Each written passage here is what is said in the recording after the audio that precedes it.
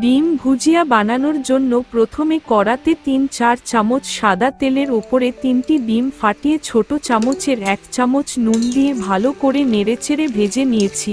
তারপরে ভাজা ডিমগুলোকে একটা অন্য পাত্রে তুলে রেখেছি। এরপর একটা ক্যাপসিকাম, একটা বড় পেঁয়াজ ও ৩-৪ কোয়া রসুন ছোট ছোট করে কুচিয়ে নিয়েছি। ওই একই কড়াতে আরেকটু সাদা তেল দিয়ে তারপরে ১ চামচ হলুদ গুঁড়ো দিয়ে তাতে রসুন কুচিগুলো দিয়ে ভালো করে নাড়াচাড়া করে নেব। রসুন কুচিগুলো ভাজা হয়ে গেলে তারপরে টুকরো করে রাখা ক্যাপসিকাম ও পেঁয়াজ কুচিগুলো অল্প একটু নুন দিয়ে আবারও নাড়াচাড়া করে নেব। আগে থেকে একটা আলু সেদ্ধ করে রেখেছিলাম, সেটাকে ছোট ছোট করে কেটে নেব।